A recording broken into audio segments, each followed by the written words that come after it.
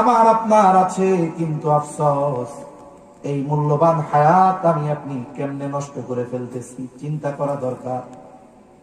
এই পৃথিবীতে যত দামি দামি নেয়ামত আছে, এর মধ্যে অন্যতম দামি এক নেয়ামত হলো হায়াত। টাকা পয়সা হায়াতের চাইতে দামি নয়। সারা পৃথিবীর সম্পদ দিয়েও যদি কারো হায়াত ফুরিয়ে যায়, বলেন তো একটা সেকেন্ড হায়াত গোটা পৃথিবীর সম্পদ দিয়েও কেনা যাবে নাকি?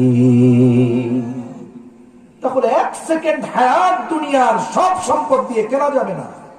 সেই হায়াত আমার আপনার কাছে আছে। এই পৃথিবীর 1000 কোটি টাকার মালিকও এই পানির বোতলটার দাম গায়ে লেখা আছে 15 টাকা, 20 টাকা লেখা আছে।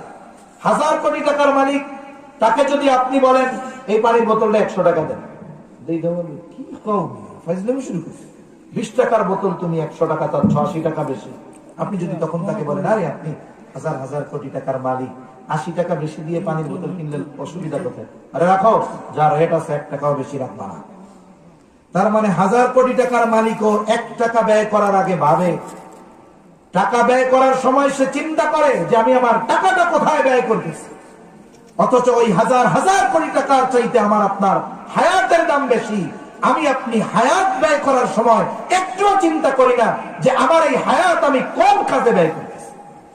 যদি আজকে থেকে এই নিয়ত করতে পারি যে আমি হায়াত ব্যয় করার সময় চিন্তা করব যে আমি এই যে 10টা মিনিট সময় এখানে যে ব্যয় করব, কমপক্ষে জাগতিক বৈধ কিছু উপকার আমার থাকতে হবে, দিনই উপকার তো থাকতেই হবে।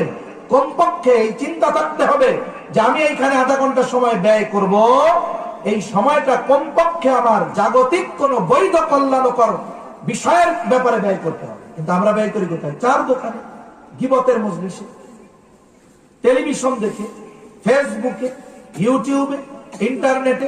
কোনো কাম কাজ নাই। হায়াত মুহূর্তের মধ্যে চলে যাচ্ছে।